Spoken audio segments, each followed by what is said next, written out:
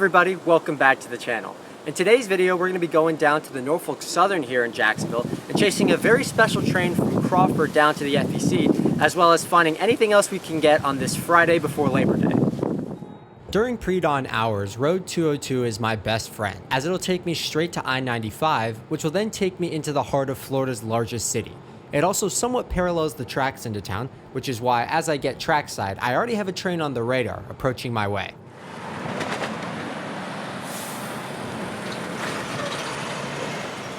At Edgewood Avenue, I'd encounter the morning traffic now in full swing as the sun begins its ascent over Jacksonville's distant skyline. Aptly named for our physical location now, I'm at a control point on CSX's Jacksonville terminal sub called West Jax, where an industrial lead breaks off the main looking north where those empty auto racks are sitting, and the Chinatown lead to the south begins, serving trackside customers using numerous spurs and branches all the way to Duval Connection. North on the Chinatown and right here, it becomes the lead into CSX's West Jax Yard, where, of note, the CSX office car executive train sits next to the railroad's dispatching offices and where loaded and empty coal trains start and end their days from Orlando or Palatka. West Jax is kind of like a holdover yard for these trains in order to open up more space in the already huge and jam-packed Moncrief Yard to our east. A few locals come here every day to serve industries within the yard, as well as those coal moves like we'll see in future videos to come. I'm here for train M456, which, if you recall from last week's adventure, is a nightly freight out of Orlando's Taft Yard to Baldwin, via the A line and the Sanford sub to Jacksonville, where it'll turn west towards Baldwin, utilizing this SP line to make it there. Here at the SP 638.0, a high green at CP West Jax, and down the tracks at South and Carnegie would soon display for our train, who'd soon display himself with a very nice crew and a very nice lash-up.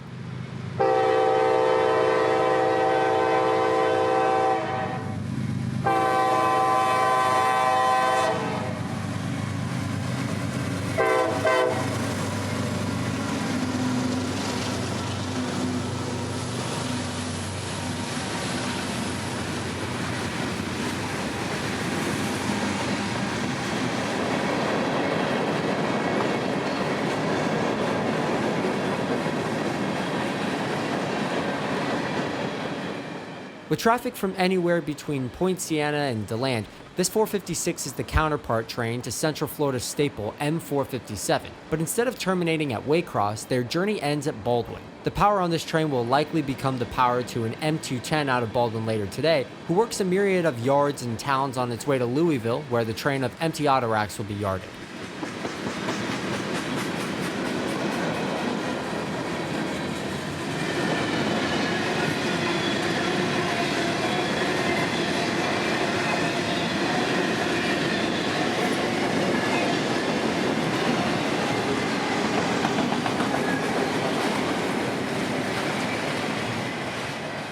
I knew that 456 would have to wait on his turn to get into Baldwin this morning, but a conversation between him and the dispatcher would tell me he'd be staying on track 1 at Halsema in order to meet a northbound. Halsema is the beginning of the double track on the SP line that peels south towards the yard and the route for a northbound Jacksonville-bound train this morning.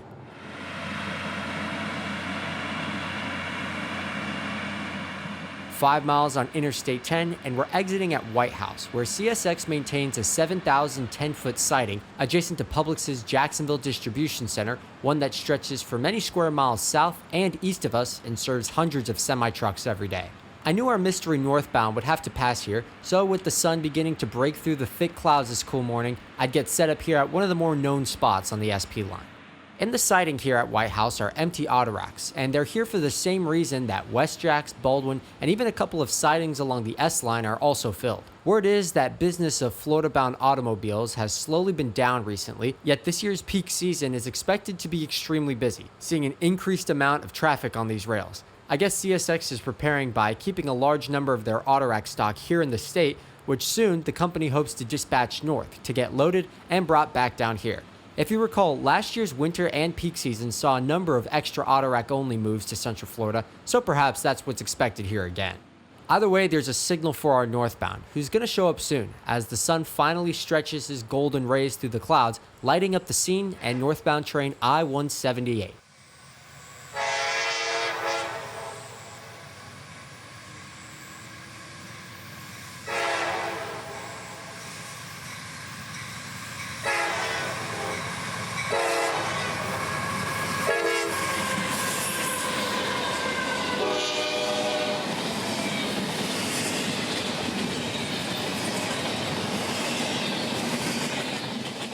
I-178, as many of you probably remember, is one of those 10 p.m. trains down in Lakeland, which usually puts it around this area in the very early pre-dawn hours of the morning, not in this golden 8 a.m. light. However, track work on the Carter sub between Auburndale and Lakeland has caused a curfew, which is directly affecting this night train out of Winter Haven.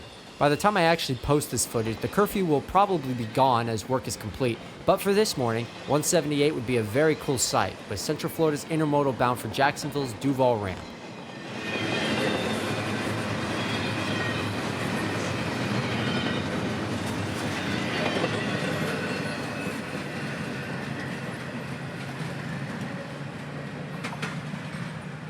Well, gentlemen, we are back on the lovely Highway 90, and we are heading westbound towards Baldwin here from White House, following that SP line into town. There's a couple trains that I know of that should be in the area around Baldwin, but if anything, it gets us a little bit closer to where our main objective for the morning is at Crawford. We got a couple NS trains of interest that are going to be coming through there, so might as well start making our way over here. But first, some sightseeing. Just a mile or so north of Baldwin on the Callahan sub is the Baldwin defect detector, sometimes triggered by trains that need lots of room when switching the north end of Baldwin Yard. It's one of two machines on the line, one here at Baldwin and the other 9 miles up the line between Tahoma and Briceville at milepost 10.4. One can reach the DD on Hap Way, a tiny road that branches out of the seldom used 301 through town. But since there'd be nothing close, I'd head up the line to another spot I've yet to see. Unfortunately for me, there's nothing interesting at the first crossover north of Baldwin at 4 Acre. Once a small siding and the first past Baldwin, the double track to Callahan soon made 4 Acre a double crossover where dispatchers tend to line trains either towards Baldwin Yard on track 3 or around it on track 1. Using another small back road to reach here, I'd leave for somewhere more hospitable as the radio crackled news of a southbound train. Next up is Tahoma, yet another crossover, this one located about 4.5 miles north of Briceville, but only about a couple miles south of Crawford and the Diamond with the NS. Line north would be some unit train out of Baldwin as M211 races south with autoracks for Baldwin and a small cut of intermodal for Moncrief Yard. Tahoma, southbound track 3, CSX 0375 out.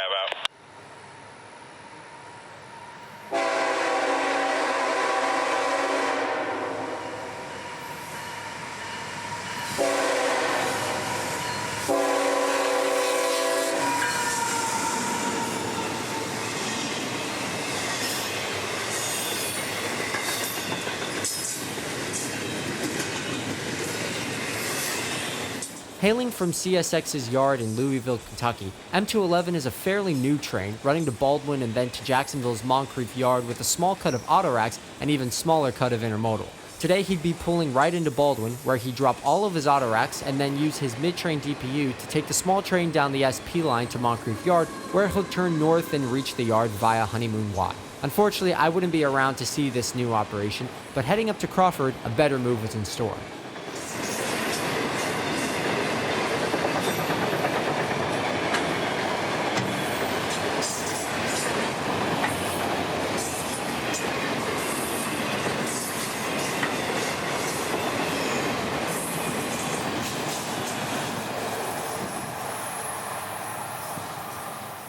Looking east into NS's Crawford siding, I'd spot one of Loram's rail grinders here, as they would have to wait here for southbound train 29F and northbound 330 to get out of the way before they could take the main line and start working their way north to Valdosta on the town's aptly named subdivision. A cohort of us would be out today for that approaching 29F, as he'd have NS 1080 on point today, leading the train south to Jacksonville and ultimately the FEC across to St. John's, showing up to Crawford under some very gray clouds just after 10 a.m.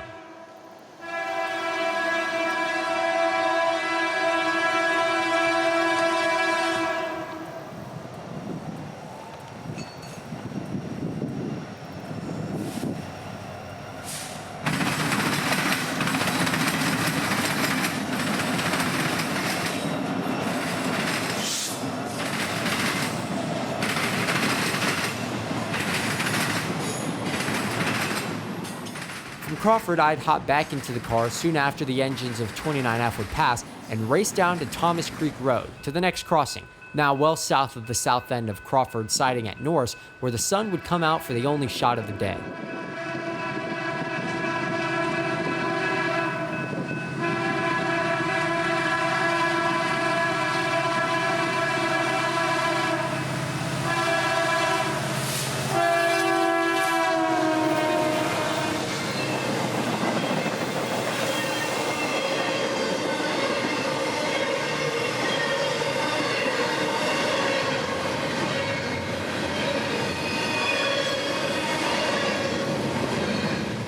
By the time I'd reached the Acre Road crossing, 29F would be flying, so to Old Kings Road I'd go, where I knew I'd soon hit Birdville, a popular spot for many Jacksonville area photographers and practically the northern access point to any jobs coming in or out of Simpson Yard. Coming out currently would be that 330 train with 4 engines rolling out as 29F would approach, making for a chaotic but very cool scene as I'd briefly witness.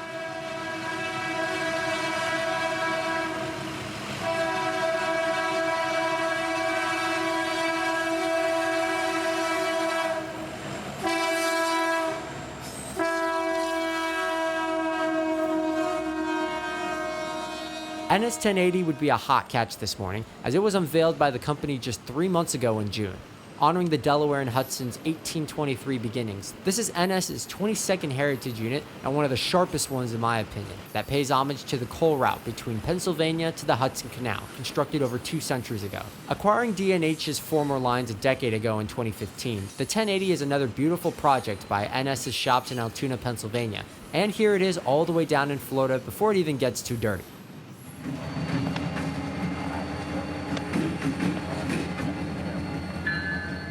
Knowing 29F would have to work Simpson Yard and drop most of their train for the next half hour to an hour or so, I'd swing around the corner to the northern end of CSX's Moncrief Yard, where a yard switcher was switching the yard with a lone SD40-3 as a late Amtrak 91 blasts off from Jacksonville's Amtrak station just a few yards north of us.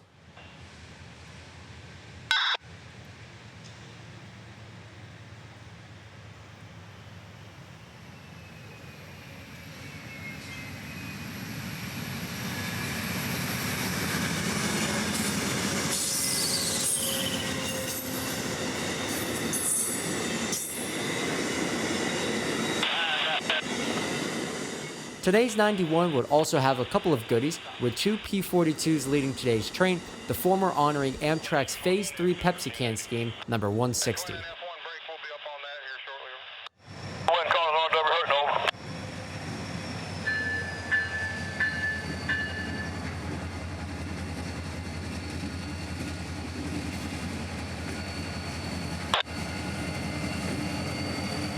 Engine 160 airborne to company, southbound on 1 track. From Moncrief, I'd start heading downtown, as other than the SD40 switching here, the real action would be at the St. Johns River Bridge, where another group of photographers would be gathering to shoot the 29F, who is now on the move out of Simpson Yard. Setting up minutes later, we're now across the St. Johns and looking north by east towards the Century Old Bridge, which was first constructed and paid for by Henry Flagler himself. This is that connection to the world that we talked about in the last video from the FEC, as other than a couple of interchange tracks at the bottom of the system with CSX at Miami, this is FEC's only connection to the world. I'd make it to the bridge with time to spare, as CSX's headquarters and the rest of Jacksonville's skyline loom in the background. Barge traffic through this portion of the St. Johns is still a rather busy route, along with pleasure craft that will usually pass here on hot summer days. But today, it would be all commerce, as a barge passes under just moments before the bridge tender here would begin lowering his span for 29F. In moments, it's lined and locked, and 29F, with a short train now for the FEC, passes over.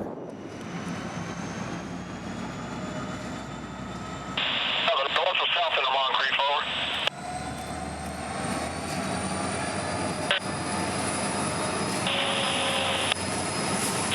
Are you coming out at Moncrief or Beaver Street, over? To the right. Hold on 1 second, over.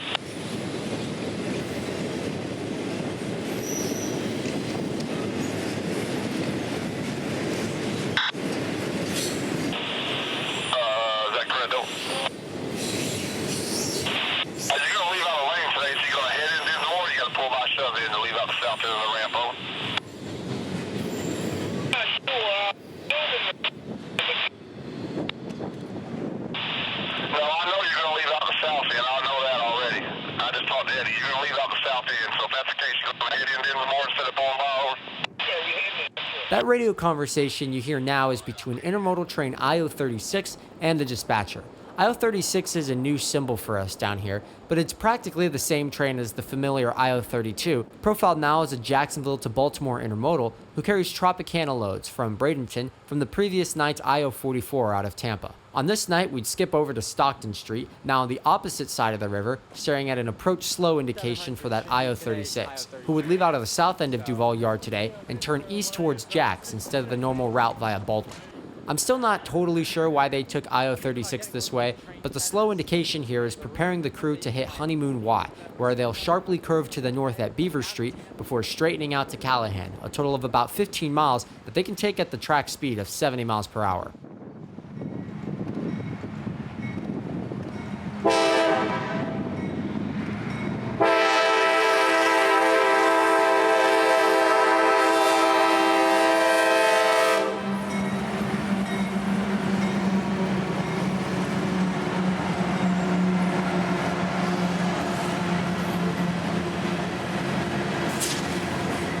The aforementioned Tropicanica would be on full display today, as IO-36 would have 21 loads. Not a huge number, but quite the showing for today's standards. That many trop? Yeah. Like 20-ish? It's pretty good.